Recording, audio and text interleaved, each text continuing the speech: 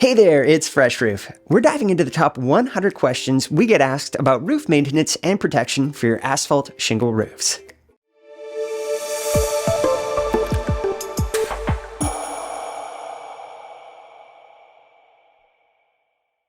How long does the application process take?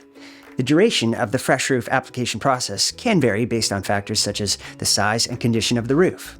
However, the process is generally designed to be efficient and less time-consuming compared to a full roof replacement. The application process for a residential house typically takes between 1 to 4 hours, ensuring a quick and efficient treatment. However, for commercial projects, the duration may extend over several days, influenced by the size and complexity of the roof.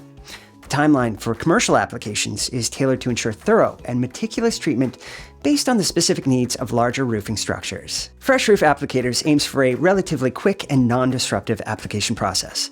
The steps involved in the application process may include cleaning the roof, addressing any necessary repairs, and applying the rejuvenation treatment.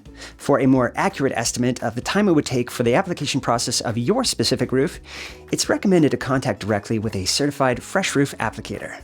They can provide information tailored to your roofing situation and offer insights into the time frame based on their experience and the specific details of the project.